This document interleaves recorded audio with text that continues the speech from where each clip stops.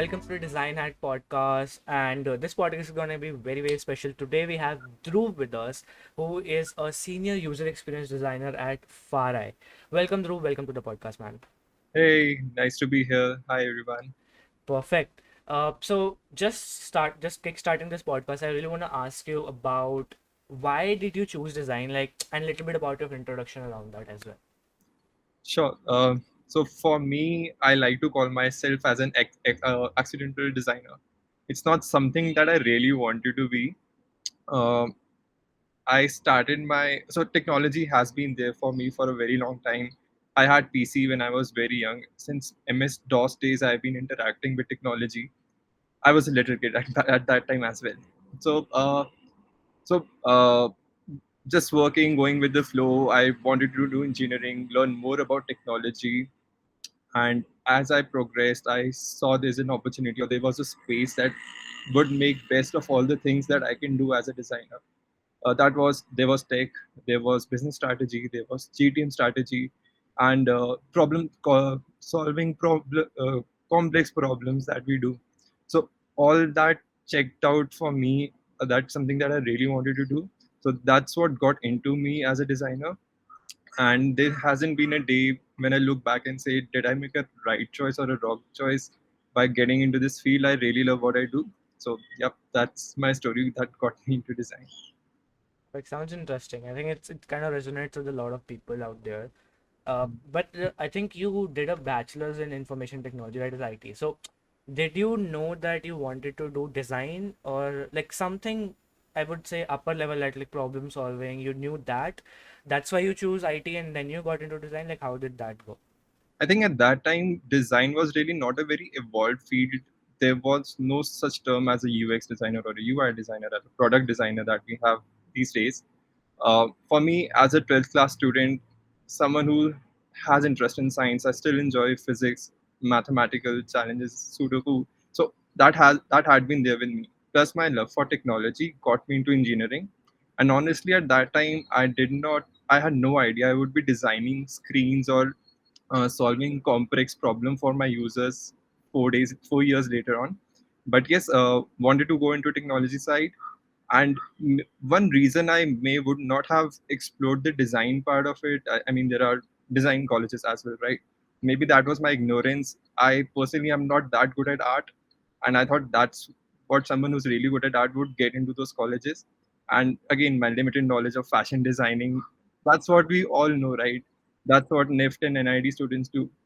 But now that I talk to those designers, I interact with them, and I see that there's a lot that you can learn from by going into those design schools. So yes, for me, technology was important, and that was the driving force for me to get into engineering.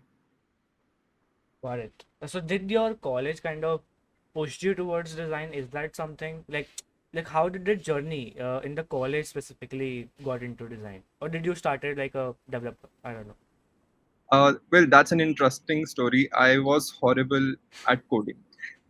But having said that, that was a year when I was in college. There was a movie, Social Networking, on the story of Mark Zuckerberg, right? How he created something by dropping out of the college, and that was a driving force for all of us, right?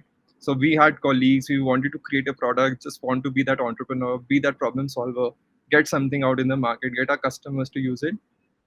So that's when I really got introduced to design. I had interest in front end technology. Front end development was my skill, although I didn't really enjoy the back end part of it. But now, when I look back at my registers, I see drawings of the way I wanted my screens to go, the user flows that was supposed to be there. Maybe at that time I was not aware there's a term for it. That's called wireframing, a low fidelity wireframing. But that was something I did without knowing about it.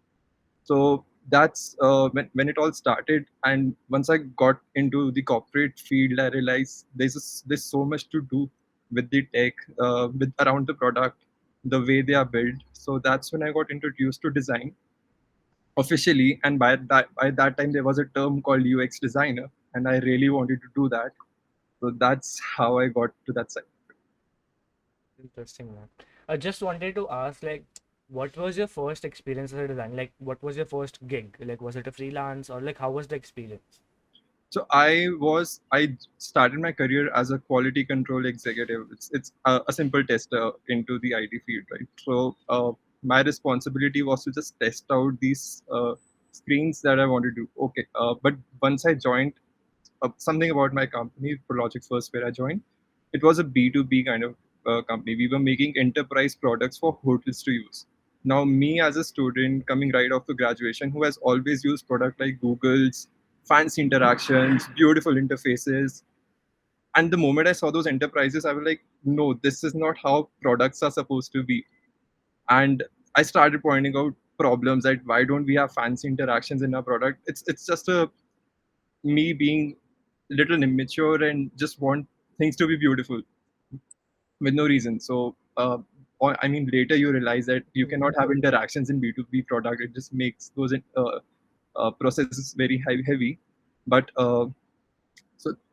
that's when, while doing all my testing job and all, I was pointing out a lot of bugs. So I was telling my supervisor that why do we have so complicated screens? And in my company, we used to make those wireframes on Excel. It's not me, higher management. They would decide how the flow would be, what the screen would be, and that work would be ideally on Excel. And so I took few complex flow as a challenge that no, this is not how you are supposed to build a product. Let me just try it out. Maybe I'll pass, maybe I'll fail. And even at that time, I was not aware it's something what a designer would do. So my first design one was on MS Paint. I took few screenshots. I I remember it was a task flow that was supposed to be drawn for a housekeeping person. So I took screenshots from Trello and I said, this is a good way that these tasks can go on your screens. So my initial few 10 screens were on MS Paint. Really difficult with no ideas of how typography goes, what icons are supposed to do, how consistency is supposed to be. So yes, once that was sorted, company gave me an opportunity. Why don't you do this full time? So, and I really wanted to be at that place, the first stage where you make those decisions, rather than once a product is developed and you realize that it's too late to make a change. So that's where this saw an opportunity. I took it as a challenge. It was new for me, but that's how I got into design. That was my first official introduction to this world. So that is something interesting for the audience who is listening, because uh coming from like a quality control executive, like you tried, and you, even when you had a job, till then you didn't know like Figma and a lot of software. You started with MS Paint. Figma was not there at that time. It was the sketch that was really there. Wow. Otherwise, even designers used to work on Photoshop, but for that we had to buy license. But I had to prove that I can be someone who can make better recommendations on the product. So proving that part was important. And yes, Paint was the only option at that time. I think I have an interesting question over here. So for example, currently we have Figma, we have Miro, we have a lot of softwares, but if we didn't had that right now, would you be able to do the same thing on Paint? Because the point that trying to convey over here, or trying to get it out, is that software doesn't matter, your thinking matters. Absolutely on point. Yes, these tools are only supposed to make a job easier. And as a designer, we are always told, and we also tell this to our juniors, first create a solution that you have in your mind before jumping onto the digital screen. Don't let your biasness on the digital screen, tools are only an enabler for you. That solutioning, Figma won't tell you how your screen should go. That your brain has those answers. Those iterations that you make, those scenarios that you create, that's what give you a solution, and tools are only an enabler. Paint, you can do the same thing on Paint. It's just that it would take a lot of time to you for you to do that. Figma would be relatively easier for you. Yep, got the point. Because a lot of people, like a lot of junior, when I think you might also have heard it, I also do heard it. Like they ask like, what tool should I use? So that's what I wanted to convey. That tool doesn't Yep, matter. How you give the solution, that matters a lot. absolutely. Yeah. So going forward, I want to go into the present. So you work at Fareye. So how did Fareye came into the picture? And I know that you have done few positions and you have grown over whatever is the case. So how did that happen? For me, Fareye was a strategic jump or something that I wanted to be. Before Fareye, I was at Thing Design, and Thing Design is a service-based design studio. We get projects, we do certain tasks what our clients ask, we deliver them solutions depending on again requirement, how much research we do. But that ownership part as a designer that you want was missing in that service side. That really used to pinch me that my product is live, are my users happy with it, are there any iterations or improvements that I can do. So that used to really push me that this is something that I'm not doing right as a designer or not justifying my job. So as a designer, I went to Airtel. We did a couple of projects with the team. That was my first introduction as a product designer, collaborating with product team and completely owning that product. So whatever we do, whatever we build, has to be owned by that designer. So once my contract got over, I realized I want to be in a product company, and that's when Fareye happened. A wonderful team, a wonderful place to be. Again, it's into enterprise product, B2B products. That's a side that I thoroughly enjoy, only because it's very complicated. The kind of solutions that you have to work on is very complicated. And as I started looking onto the projects, the kind of work we do, it really made it was a satisfactory job for me.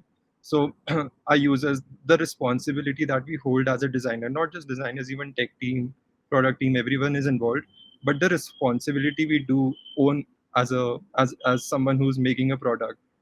Something about Farai, our clients, we are into logistic technology. We have clients like Blue Dart, DHL, HelloFresh in US, and many other clients in many other regions.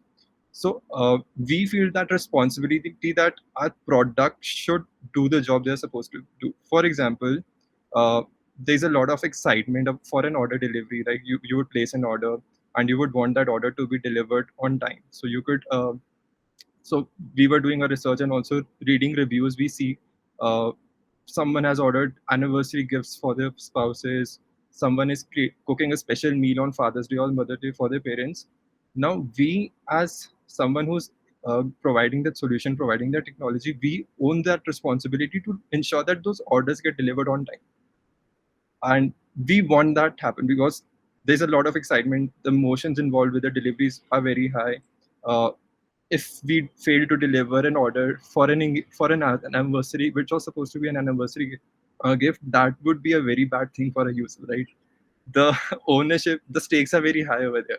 Same thing, we don't want to disappoint someone's fathers or mothers that your order could not be on time because of some reason. So that's the responsibility or ownership we have. So yes, enjoying that part of it as well. That's interesting because the main purpose every designer have in mind, like you said, is that what your product does, like does that satisfy what the user needs and stuff like that. And that is very interesting. A lot of people should focus on that first. And that was a great point, like getting into like a agency or service based thing, and like into a product based thing that connects. So that's Yes. something interesting. So now I want to know a little bit more about you, like beyond design, because a lot of people might be listening just for the journey. So what do you do beyond design? Something. uh, I have been a very simple man. I mean, simple as I enjoy sports, thoroughly enjoy sports. I love playing badminton. That's something that I try to do every day for at least 1.5 hours before I start my day. Uh, it honestly just keeps your mind fresh. I know designer has a very overwhelming task. There's so much on your shoulders. You have to do research, you have to create designs, you have to iterate, and you have to test your solutions, and so much to do. It gets so overwhelming. So I feel sports is something that keeps you very calm. It keeps you very cool, keeps you refreshing. And I mean, so many times it just happens that you close out on a solution and you're just on a walk, jogging, or playing a sport, and you realize, hey, this is an approach that I could probably try rather than just spending hours looking at the screen. What else I can do? So that's something I enjoy, and I always tell others to also just get into sports and have that freedom or just let your mind explore. Apart from that, travel is another thing. Looks like me. So travel is another thing I love. Personally, it has always helped me to gain those exposures. Just it just changes your perspective. You can travel internally within India, or you can just go outside. You can travel European countries, Middle East countries. It's everything is so different over there, and maybe that's what even us as a designers sometimes feel like doing. Just see things from a different perspective. Let's just take a step back, Are there more possibilities? Are others doing something differently? So travel is another thing that I really like to do. That's interesting, man. So we are at the end of the podcast. I really want to ask last one question. I ask everyone who comes as a guest. So what would be the 2 cent or so 2 pieces of advice which you would like to give to the audience out there, trying to build their career in design or are in design, trying to grow? Like, what would be the 2 pieces of advice from your journey? All right. I think to start with, first point would be very simple. Be open to suggestions. I think have more conversations. Don't be a solo designer. Uh, I have been a solo designer for a very long time in my career, but I had mentors. I had guidance at every step. Talk to people, talk to leaders in out there, because as designers, even technology trends and design trends, they change very quickly. So something that you started with, uh, and if you are in your own room, you might miss out on certain things that are happening in other places. So talk to a lot of designers that are out there, stay updated. I think Medium has been a wonderful place for me to learn as well. uh, Read a lot, no matter what you do, but it's important to always read a lot, because a lot of good designers, they share their thoughts or their opinions on Medium, and also same on Twitter. If you follow good designers, you would know what are the challenges that they're facing. And if you are in an organization, if you have just started, and honestly no organization is perfect. We may have good organizations, but majority of organizations are still new to the design field. The design maturity is not there. So how would you teach your stakeholders to to have that sensitivity towards those design sites? So that's one part of it. Second part would be just an extension of it, is never stop learning. I mean, don't ever get comfortable as a designer. I don't think we have a stage where we can say we know it all. I don't think that ever exists at all. So stay updated, be open to new ideas, be open to new suggestions, new ways of working processes. There's so much that happens around. So I think that would be two things that I would say would make a good impact for any new designer or someone who's already in the field. I think that these are very very interesting, and I think they will impact the people who will be listening or watching this. So yes, Dhruv, we are at the end of the podcast. Thank you so much for coming in, man. Anyone who is listening or watching who is interested to connect with Dhruv, I will link his socials down in the description below. Thank you so much, Dhruv, for coming. Thank you everyone for watching and Thanks. listening, and see you in the next one.